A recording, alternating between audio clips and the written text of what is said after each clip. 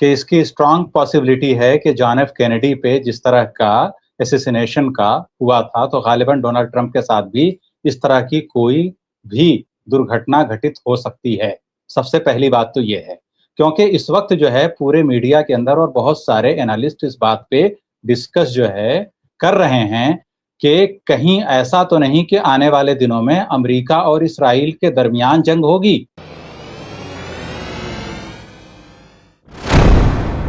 सही कह रहे हैं। और ये देखिए, चूंकि जिस तरह के खतरे में उनकी कुर्सी पड़ी है डोनाल्ड ट्रंप की, और अमेरिका में जो प्रोटेस्ट है एक तरीके का, और जो गुस्सा है, मुझे लग रहा है कि, और बार बार देखिए राशिद साहब, जब हम लोग ये एप्स्टीन का जिक्र कर रहे हैं यहाँ बैठ के, और ये बार बार कह रहे हैं कि एप्स्टीन फाइल का दबाव है, एप्स्टीन, हम अपने पीएम को कह देते हैं, हम तो मुराद की अपोजिशन कह देता है कि जितने फैसले ले रहे हैं एप्स्टीन का दबाव है, और ये दबाव है, वो दबाव। तो क्या अमेरिका में ये सब बात ना होती होगी डोनाल्ड ट्रंप के लिए? कि भाई ये तुम जो जंग कर रहे हो या इजराइल फर्स्ट बनाए हुए हो, भाई ये क्या है? दूसरा मैं आपको बता दूं, देखिए जोरान ममदानी का जो पैटर्न न्यूयॉर्क में नजर आया, ठीक है, तो पूरी अमेरिका की पॉलिटिक्स तो सिमट जा रही है, और इस बात का एहसास डोनाल्ड ट्रंप को हुआ, मुझे ऐसा लग रहा है। तो हमारे साथ जुड़ गए अब्दुल वाहिद साहब, senior political analyst, senior journalist और मिडिल ईस्ट रिसर्चर के तौर पे वो जुड़ते हैं, और इसके साथ ही कॉलम निगार भी हैं, मिडिल ईस्ट पे बड़ी अच्छी नजर रखते हैं। मैं उनका इस्तकबाल करता हूँ, खैर मकदम करता हूँ अब्दुल वाहिद साहब का। और मैं अब आ गए तो एक कमेंट जो है वो अब्दुल वाहिद साहब से भी मैं ले लेता हूँ। अब्दुल वाहिद साहब, कैसे देख रहे हैं डील को? डोनाल्ड ट्रंप कह रहे हैं भाई साइन भी हो चुके हैं, अब तो जुमा में जो होगा वो तो फॉर्मेलिटी होगी, डिजिटल साइन हो गया, ये वो सब दुनिया दिस दैट, लेकिन कैसे देख रहे हैं आप, कितना भरोसा कर रहे हैं इस डील को? राशिद भाई ने जो बात कही है मैं उससे काफी हद तक जो है मुत्तफिक हूं कि इसकी स्ट्रांग पॉसिबिलिटी है कि जॉन एफ कैनेडी पे जिस तरह का असैसिनेशन का हुआ था, तो गालिबन डोनाल्ड ट्रंप के साथ भी इस तरह की कोई भी दुर्घटना घटित हो सकती है। सबसे पहली बात तो ये है, क्योंकि इस वक्त जो है पूरे मीडिया के अंदर और बहुत सारे एनालिस्ट इस बात पे डिस्कस जो है कर रहे हैं कि कहीं ऐसा तो नहीं कि आने वाले दिनों में अमेरिका और इस्राइल के दरमियान जंग होगी। तो ये जो है इसकी स्ट्रांग पॉसिबिलिटी है। पहली बात तो ये है। दूसरे ये है कि अभी भी जो है बहुत सारे अखबारात हैं, आप देखिए बीबीसी ने एक आज जो है एनालिटिकल रिपोर्ट पब्लिश की है, उसकी वेबसाइट पे अवेलेबल है। उसने बताया है कि ये जो मुआहदा होने जा रहा है, जिसका नाम इस्लामाबाद मुआहदा ही है, ये भले ही जो है स्विट्जरलैंड के अंदर 19 जून को इस पर दस्तखत होंगे, लेकिन चूंकि इनिशिएटिव इस्लामाबाद में लिया गया, इसलिए इसका नाम ही जो है इस्लामाबाद इनिशिएटिव रखा गया है। तो ये जो इस्लामाबाद इनिशिएटिव का मुआहदा होने जा रहा है, इसके अंदर जो है इसके फेलियर के चांसेस क्या हैं? सबसे बड़ा हडल जो है वो है इसराइल। क्या इसराइल लेबनान पर हमले रोकेगा? नहीं रोकेगा। क्या इसराइल जो है हिजबुल्लाह वगैरह, बेरूत वगैरह जो टारगेट बनाने का है, क्या वो रोकेगा? नहीं रोकेगा। इसराइल के इनलैंड सिक्योरिटी के जो हैं, जिसको बोलते हैं होमलैंड सिक्योरिटी, यानी आप मानिए कि वो है वजीर दाखिला वहां का, क्या ये रुकेंगे? नहीं रुकेंगे। वहां के और भी बहुत सारे लोग फिनांस मिनिस्टर वगैरह बयानात आ गए इसराइल के। तो पूरी की पूरी कैबिनेट जो है वहां की नेतन्याहू की, वो बिल्कुल इसके अगेंस्ट है कि ईरान के साथ एक तरफा तौर पर ईरान ने समझौता क्यों किया। दूसरी ये है कि जो है पैसे वगैरह जिसकी बात है, अब आप देखिए कि ईरान के अंदर प्रोटेस्ट भी जारी है। प्रोटेस्ट किस लिए हो रहा है कि अब्बास इराक्ची और ये लोग इस्तीफा दें। क्यों दें इस्तीफा? क्योंकि आप कहीं ना कहीं अमेरिका के सामने झुके। हालांकि ईरान बज़ाहिर झुका नहीं है, बल्कि बज़ाहिर क्या, वैसे भी झुका नहीं है, बल्कि ईरान की बातें ही यूएस को माननी पड़ी हैं। लेकिन सबसे बड़ा मसला यहाँ पे है वो ये है कि एक होती है अवाम, अवाम के जज्बात, तो अवाम होती है बहुत ही वायलेंट कई बार। तो जब जो है सुप्रीम लीडर का असैसिनेशन हुआ है, तो अवाम के अंदर एक जो है वो है कि भाई एक गुस्सा है, एंगर है यूएस को। तो यूएस के लिए अगर एंगर है तो वो इस तरह का कोई डील नहीं चाहते। वो कंप्लीट इसराइल का और यूएस के जितने इंस्टॉलेशन है पूरे मिडिल ईस्ट के अंदर, उसका ईरान की आवाम कंप्लीट डिस्ट्रक्शन चाहती है। क्या ये पॉसिबल है? नहीं है। जो लीडरशिप है वो बहुत सारी चीजें देखती है कि इसके प्रॉस क्या हैं, कॉन्स क्या हैं। तो ये गिव एंड टेक है, और उसमें अभी भी ईरान की जो पॉलिसी है मौजूदा उसकी, तो ये जो है पॉलिसी बहुत बेहतर है और ईरान इसमें आगे बढ़ रहा है। देखिए, ईरान को पैसे वगैरह रिलीज होंगे। स्टेट ऑफ हुर्मुज अगर पहले की तरह ऑपरेशनलाइज होता भी है तो उसके अंदर मेजर सबसे बड़ा ईरान का फायदा क्या है? $300 बिलियन अमेरिका बतदरीज ईरान को देगा। अब ये बहुत बड़ी बात है। दूसरे ये है कि अभी तक अराउंड $10 बिलियन के आसपास ईरान को मिल चुके हैं। तकरीबन $3 बिलियन यूएई ने दिया था। तकरीबन $5 बिलियन के आसपास वाया जो है कतर ईरान के पास पहुंचे हैं। कुछ और जो है गालिबन मिलने वाले हैं अभी। उसके बाद यह है कि क्या वो जितने माइंस वगैरह बिछाए गए हैं स्टेट ऑफ हुर्मुज में, क्या ईरान उनको हटाएगा? बिल्कुल हटाएगा। तो कुल मिलाकर यह है कि एक अहम पेशरफ्त है। दूसरे यह है कि फर्दर मोडेलिटीज क्या होंगी। 60 दिन का अभी वेवर मिलेगा। वेवर का मतलब यह है कि अमेरिका तेल पूरे दुनिया में जिसको बेचना चाहे बेचे। तो कुल मिलाकर यह है कि ईरान के लिए बहुत बेहतरीन डील है। इसमें पूरी के पूरी डील को अगर आप उसके बहुत सारे क्लॉजेस वगैरह देखेंगे तो उसके अंदर अमेरिका कहीं से अपर हैंड रखता हुआ दिखाई नहीं दे रहा है, सिवाय एक पॉइंट के, जिसके अंदर पॉइंट क्या है कि भाई ईरान कभी न्यूक्लियर हथियार नहीं बनाएगा। ईरान का रोज़े अव्वल से ये बात कहना है उसका कि हम कोई भी न्यूक्लियर हथियार नहीं बनाना चाहते। इमाम आयतुल्लाह अली खामनेई का फतवा था बाकायदे कि हुजूर ने मना किया है। कुछ शरायत हैं, प्रिंसिपल्स हैं इस्लाम के कि भाई इनको इनको हमें फॉलो करना है। तो न्यूक्लियर वेपन जो है वो इस्लामी शरीयत के उसूलों के खिलाफ है। तो जब ये वो है तो उसके अंदर अगर लिखित में भी ईरान ये दे रहा है, या डोनाल्ड ट्रंप का ये मानना है कि हम लिखित में ले लेंगे ईरान से, तो इसमें कोई बहुत बड़ा अचीवमेंट नहीं है, क्योंकि ईरान के पास पहले ही फतवा मौजूद है इसका कि हम न्यूक्लियर वेपन नहीं बनाएंगे। तो ये बहुत सारे इश्यूज हैं, लेकिन ये है कि अभी 60 रोज तक होगा। उसके बाद जब हतमी जो है मुआहदा होगा इनके बीच में, तो उसमें एक क्लॉज ये भी है कि कतर, पाकिस्तान और दीगर ममालिक, इंक्लूडिंग आज आप देखिए 4 कंट्रीज का बयान आया है। कौन है? इटली है, फ्रांस है, ब्रिटेन है, जर्मनी है। इन्होंने भी इस्लामाबाद इनिशिएटिव को बहुत बड़ा अचीवमेंट करार दिया है। अब यह है कि अगर कोई हतमी मुआहदा होता है तो उसका क्या होगा? वो अक़वाम मुत्तहिदा सलामती कौंसिल में जाएगा। अक़वाम मुत्तहिदा सलामती कौंसिल में जब वो जाएगा, वहां से प्रॉपर अप्रूवल होगा। ये ईरान की बहुत बड़ी जीत होगी। ओबामा के उसमें जो मुआहदा हुआ था उसको approval United nation security council का नहीं था, अमेरिका का था, और P5+1 यानी जर्मनी था। यानी रशिया, चाइना, ब्रिटेन, अमेरिका, यानी जो वीटो पावर रखने वाले मुल्क हैं सिक्योरिटी काउंसिल के, उसके अलावा जर्मनी था। लेकिन वो बाकायदे यूएनएससी से कोई जो है मुआहदा नहीं हुआ था कि उसकी बाकायदे कोई जो है करारदाद थी ऐसी। तो ये जो है बहुत सारी बातें हैं। तो कुल मिलाकर ये है कि इसमें ईरान का अपर हैंड है। और जी, फिलहाल जो है मुमताज भाई ये है। अब अगर लेबनान के अंदर जंग बंद नहीं होती है, फलस्तीन के ऊपर जो है इसराइली हमले जारी रहते हैं, तो मुझे लगता है कि ईरान की फिलहाल प्रायोरिटी ये होगी कि पहले हम अमेरिका से अपना मामला जो है सेटल करें। अमेरिका से जैसे ही सेटल होगा, आप देखिएगा अगर इसराइल बाज नहीं आता है, शर्म शेख का मुआहदा है और बहुत सारे हैं पूरे रीजनल कंट्रीज, या फिर हिजबुल्लाह को इतना ताकतवर कर दिया जाएगा कि वो अकेले जो है इसराइल की बैंड बजा सके। सॉरी टू से इस तरह के अल्फाज मैं इस्तेमाल करता नहीं हूं, लेकिन इसके अलावा कोई और ऑप्शन नहीं है। तो रीजनल जो है जितने ईरान के सो कॉल्ड, जिसको दुनिया बोलती है प्रॉक्सी, उन सबको जो है एक्टिवेट ईरान करेगा और वो लामोहला फिर इसराइल को लेने के देने पड़ेंगे। तो इस वक्त का सिनेरियो ये है। जी बिल्कुल बिल्कुल सही है। और डील के बाद या बातचीत के बाद जो पाबंदियां राशिद साहब हटेंगे, और बड़ा अच्छा तबसरा किया है अब्दुल वाहिद साहब ने, और आपकी बात को ही उन्होंने आगे बढ़ाया। लेकिन मैं थोड़ा सा और अगर इस पे जाऊं, जिस तरह की अब बातें हो रही जिससे इजराइल बहुत परेशान है कि अगर ये सारी बातें मान गई तो बहुत ज्यादा ईरान ग्रो करेगा, तो रिलेशन किस तरह के अमेरिका के बन जाएंगे? क्योंकि देखिए नजरियाती इख्तलाफ बहुत ज्यादा है और फिलिस्तीन का इशू कहीं ना कहीं बरकरार तो रहेगा। ऐसा तो है नहीं फिलिस्तीन का इशू और ईरान उसे छोड़ नहीं सकता है, ये भी आप देख लीजिए। तो ये रिलेशन जो बनेंगे अभी या मुआहदा होगा, पाबंदियां हटेंगी, बहुत किस हद तक आपको लग रहा है क्या लेवल उसका होगा?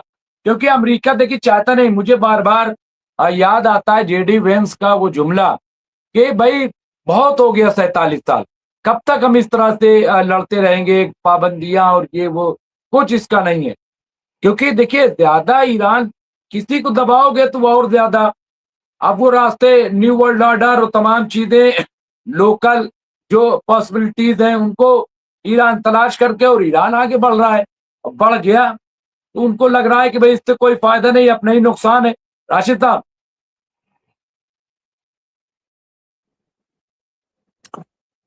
देखिए, अगर आप कामयाबी या अचीवमेंट पे जाएंगे तो आज के डेट में सबसे बड़ी कामयाबी यही है कि अमेरिका को इजराइल से थोड़ा दूर कर दिया ईरान ने।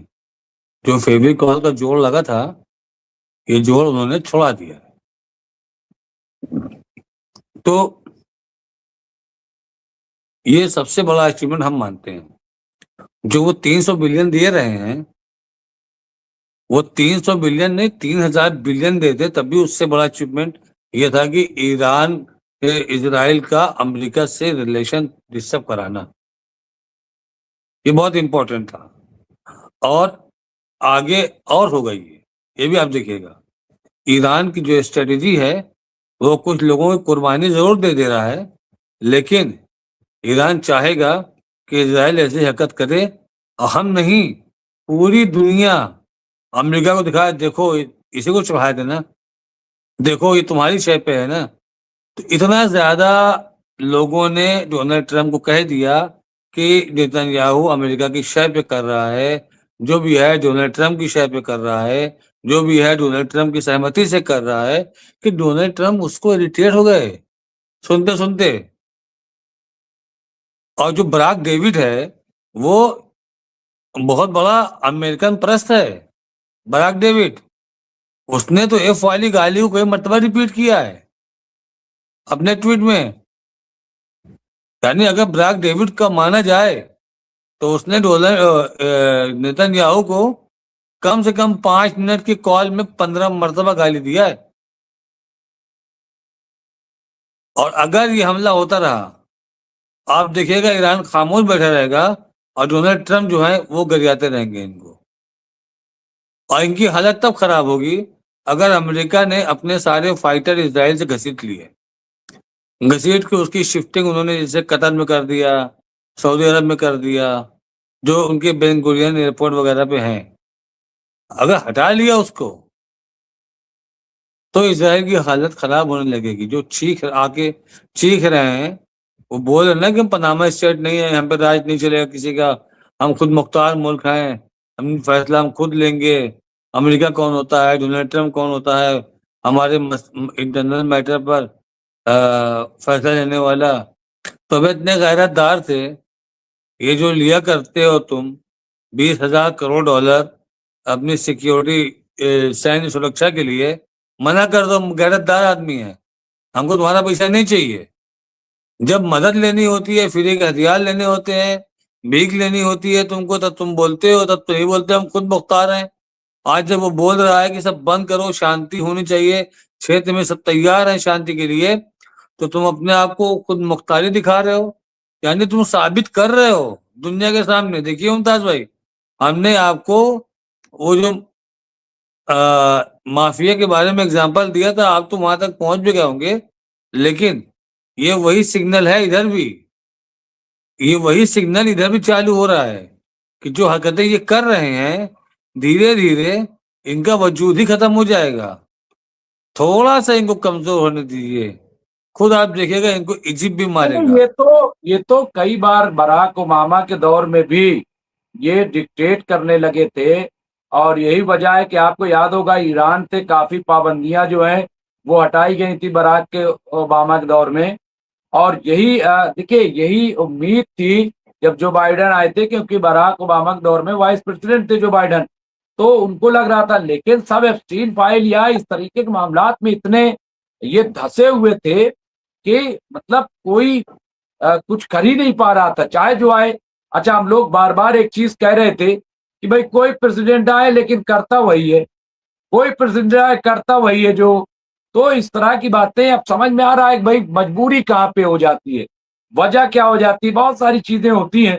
लेकिन ये सही कह रहे हैं आप। मैं अब्दुल वाहिद साहब, इसको जो मिडिल ईस्ट में राशिद साहब कंप्लीट कर ले, सॉरी जी। अच्छा, अब्दुल वाहिद साहब, ये जो मुस्लिम ममालिक खास तौर से जो अरब कंट्रीज, चाहे वो यूएई हो, सऊदी अरब हो, बहरीन हो, कुवैत हो, कतर हो, जॉर्डन हो, क्योंकि इन पे भी बड़ा खतरा था। और ईरान ने तो इतनी बड़ी धमकी दे दी थी कि साहब शाह के महल महल तक उड़ जाएंगे इस बार अगर हमें कुछ ज्यादा हो इस तरह। तो क्या लग रहा है कि यहाँ क्या चल रहा होगा, किस तरह से यहाँ बदलाव आएगा अगर ये डील हो जाती है? तो बदलाव तो आएगा, ये तो पक्का है।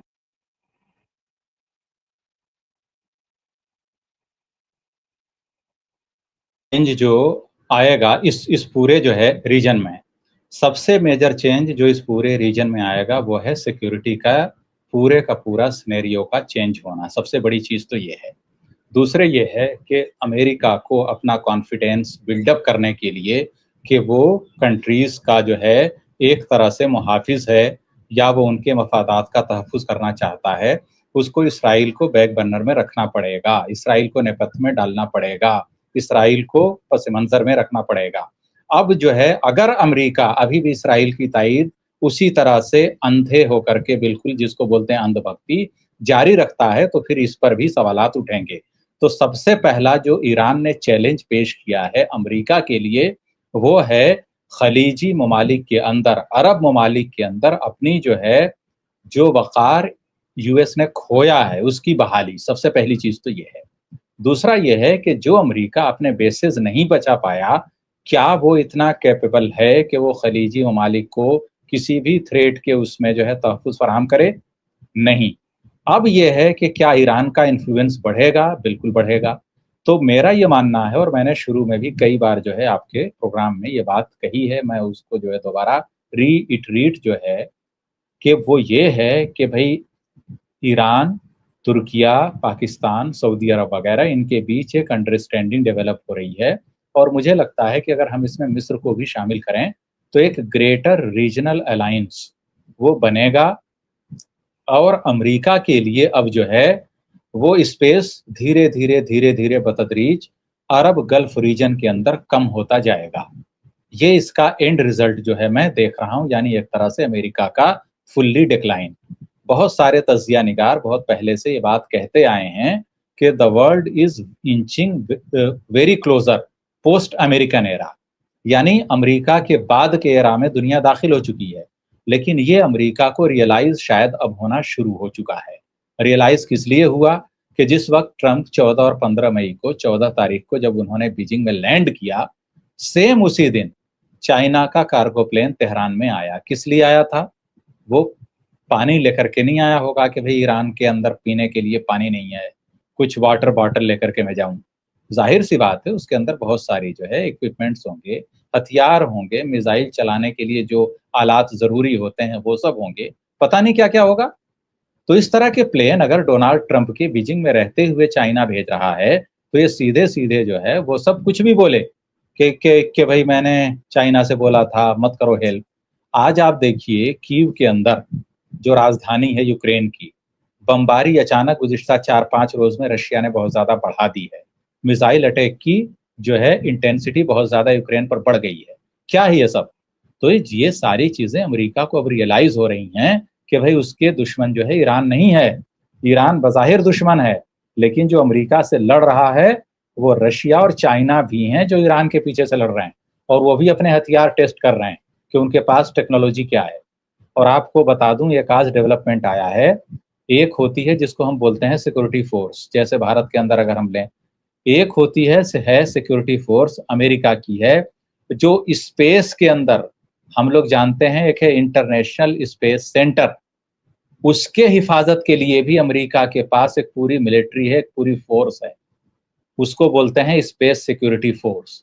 उसके लिए जो है उन्होंने मोर देन 300 बिलियन का उन्होंने डिमांड रखी है कि हमें इतना पैसा चाहिए, क्योंकि अगर हम अमेरिकन सैटेलाइट वगैरह और ये जितने हैं खला में, आपको याद होगा आज से 4-5 साल पहले चाइना ने अपने सैटेलाइट को मार के गिरा दिया था। पूरी दुनिया के अंदर और खास तौर से जो जाहिल गोदी मीडिया वाले हैं, इन्होंने क्या मचाया शोर कि अमेरिका ने अपने ही सैटेलाइट को मार दिया। सॉरी, चीन ने अपने सैटेलाइट को ठीक है मारा था, लेकिन उसने नुकसान नहीं किया। उसने टेस्ट किया था कि क्या एंटी सैटेलाइट मिसाइल भी चाइना के पास है। चाइना कामयाब रहा उसके अंदर। तो अमेरिका के जितने सैटेलाइट स्पेस में हैं, क्या उनको चाइना भेद नहीं सकता? क्या उनको चाइना टारगेट नहीं करेगा? तो अगर उनको टारगेट करेगा तो उनको बचाने के लिए अमेरिका की जो फोर्सेज है उसको भी पैसा चाहिए या नहीं? तो वो अमेरिका जो $3 ट्रिलियन का मकरूज है दुनिया में, बहुत सारे मुल्कों ने उसके बॉन्ड लिए हुए हैं, तो क्या वो इस तरह की जंग में उलझेगा ईरान से, जो कि एक ब्लैक होल है, जहां आप सिर्फ पैसा लगाते जाइए, हथियार लगाते जाइए, एंड रिजल्ट कुछ नहीं आने वाला है। तो 3 चीजें अमेरिका की मिसकैलकुलेशन हुई हैं।